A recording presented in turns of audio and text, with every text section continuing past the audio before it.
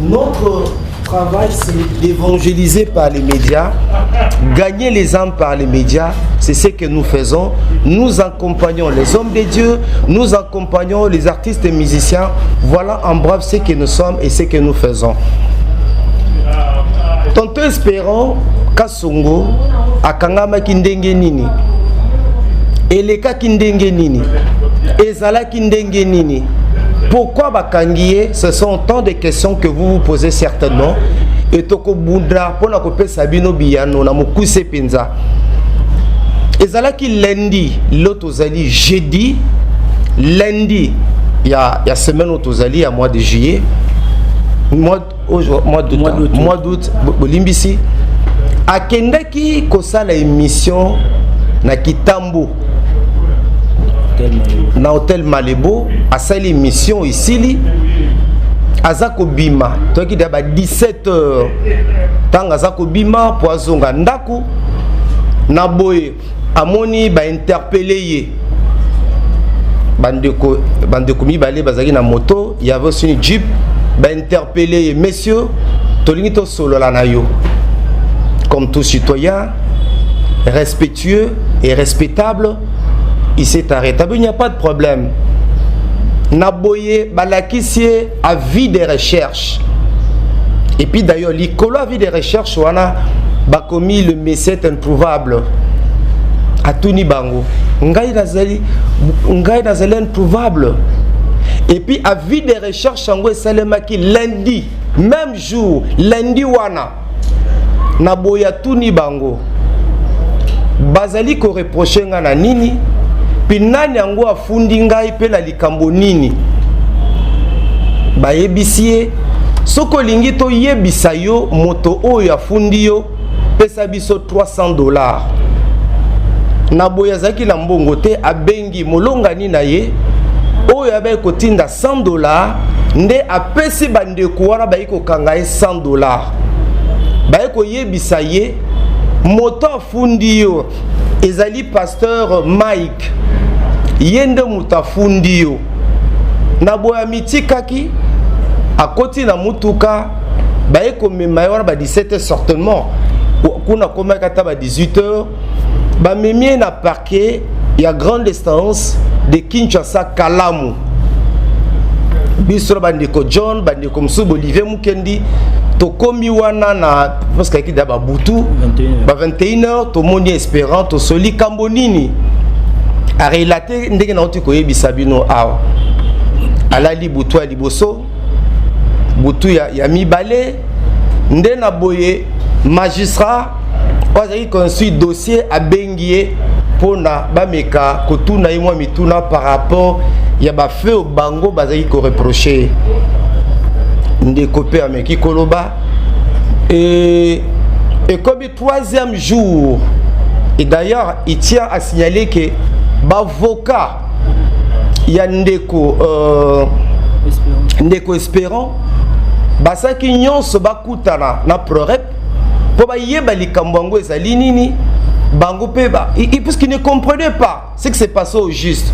Malheureusement ça n'a pas été le cas na ndenge baoti kobimaye na prison centrale à Makala mais to itolo baboy po nani bakangi qu'est-ce qui s'était passé au juste.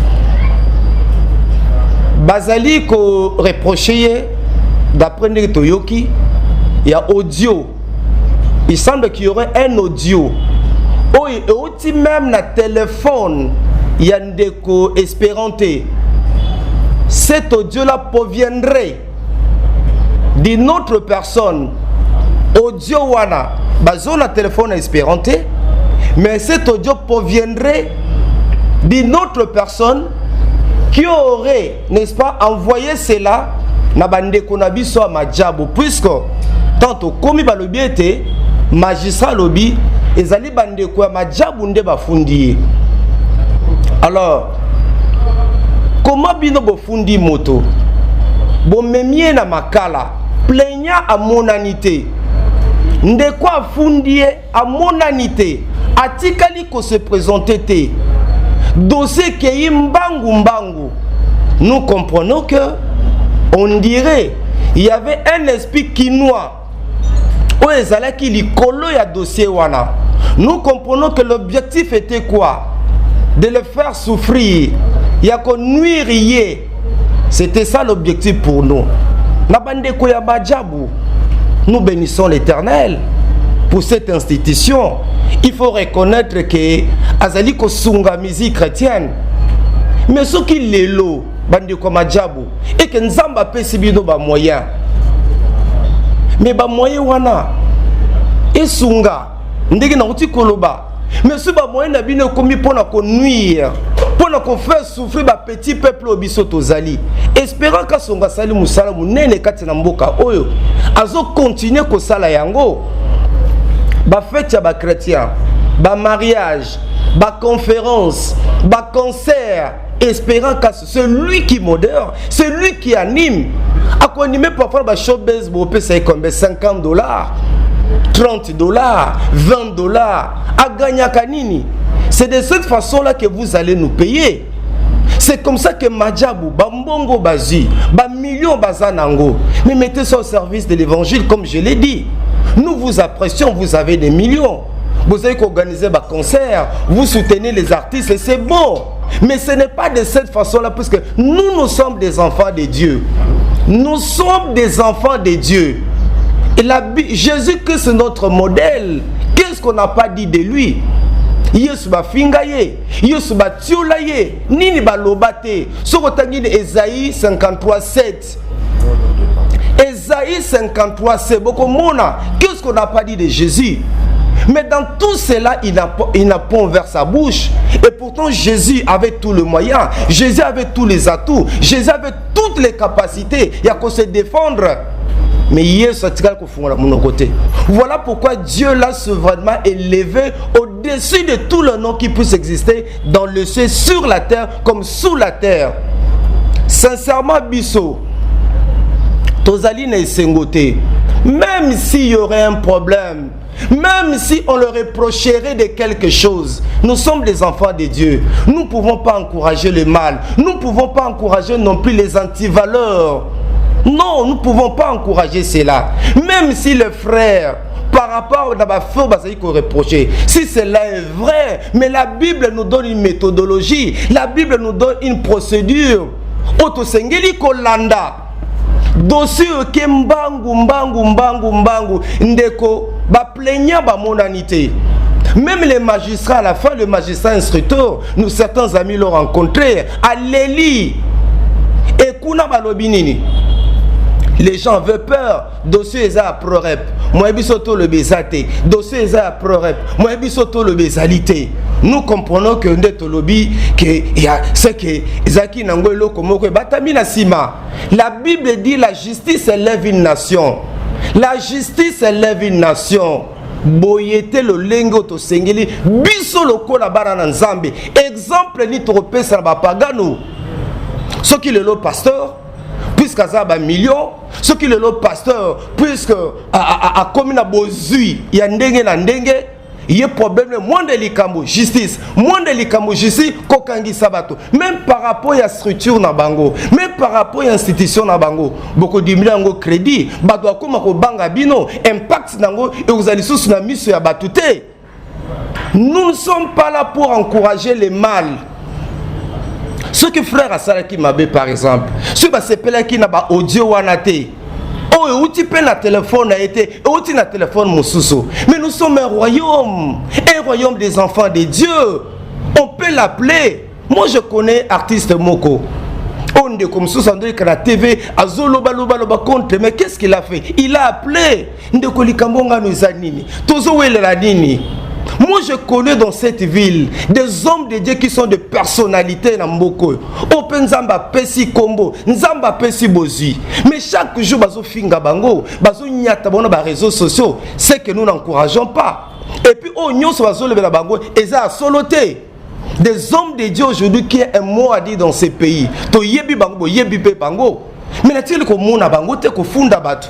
N'a-t-il ko mona bango te ko kangisa batu. Ils sont dans ces pays, vous les connaissez.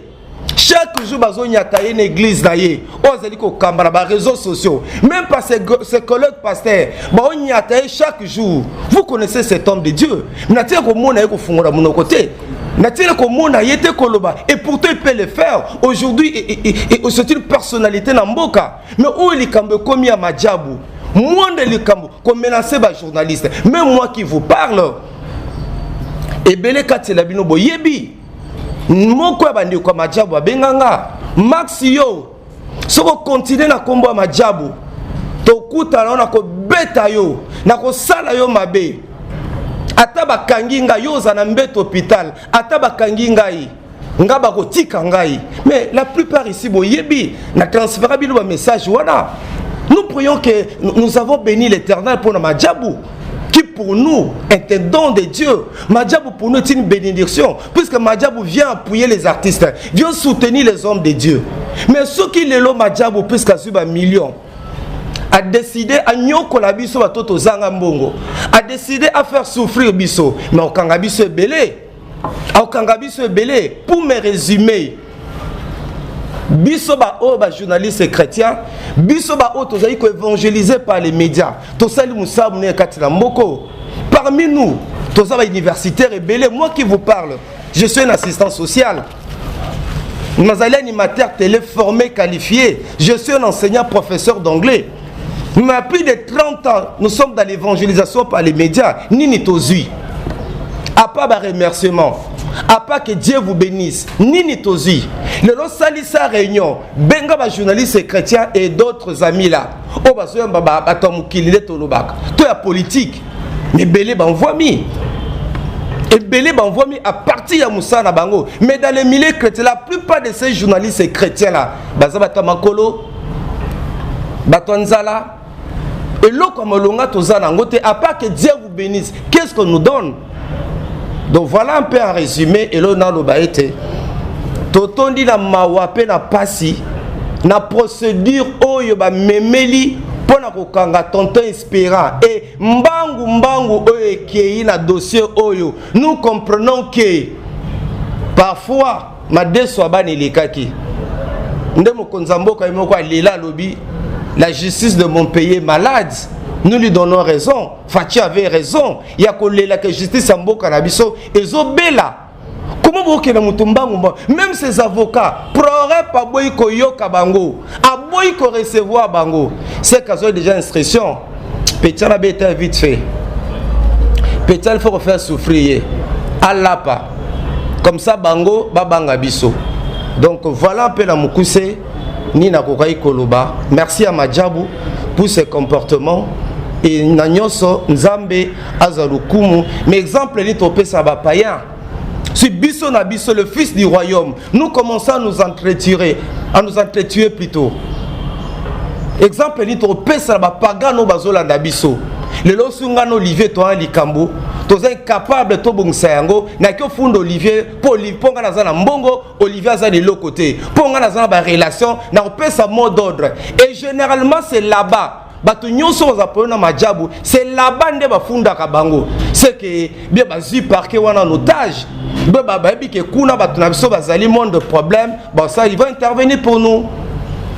Voilà, merci beaucoup de Max Mbenga. Tous appelez biso moroté de Omoni, vous constatez. Tous en moko ya balobeli pe alobela ka peuple, ba petit peuple, azali moko ya ba avocat, ba corps avocat pe ba assistant de ko espérant kasongo. Alors to pesier maloba, il peut expliquer biso loko la moto ya mibeko nini oyo a remarqué na dossier oyo nini oyo akoki koloba na ba imboka o peut-être bazana éclaircissement na dossier ya tonton espérant kasongo. Ndeko niko fa to pesier maloba. Merci beaucoup. Banamboka awa toali na circonstance moko tokoki koloba que non ezali malheureuse étant donné que moko na biso lelo ali na kati ya seperka. Ce que nous devons retenir que mutu nyonso akoki kokota seperka. Mais pour na kokota seperka il faut kozala ubuki mibeko. Na oyo ba fait, je vous donne les faits.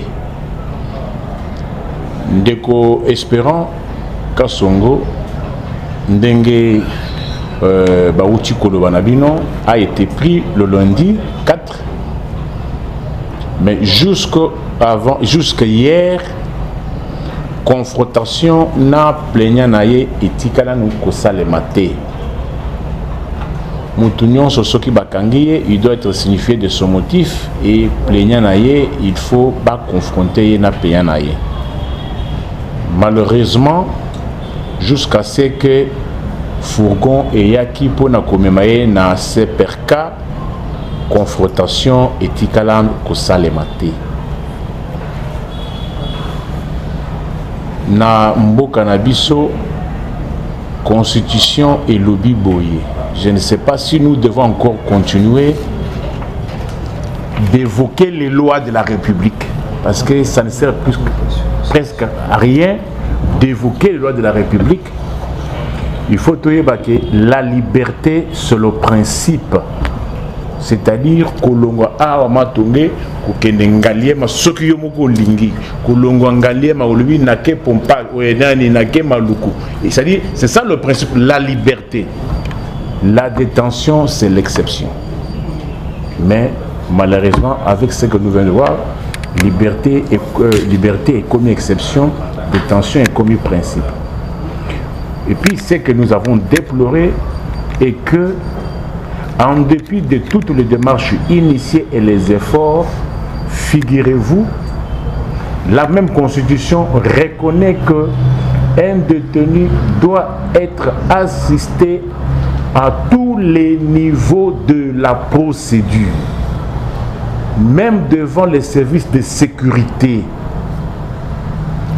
Les détenus doivent être assistés d'un défenseur ou d'un avocat de son choix. Et figurez-vous, moi qui vous parle, en dépit de tous les efforts conjugués, je n'ai pas été reçu hier pour parler de mon client qui se trouve présentement à Makala. Tirez alors les conséquences. Tirez les conséquences. Est-ce encore un dossier judiciaire ou bien un dossier politique? Tous les actes que nous, auxiliaires de la justice, tous les actes que le Maïssa doivent poser, les APJ doivent poser, les greffiers doivent poser, doivent être conformes à la loi. Nous avons dit. Voilà, merci beaucoup Nico Faye, merci Nico Max Mbenga et merci à Nico surtout. Il y a presse, communication, alors je crois qu'il n'y a pas de questions. Merci.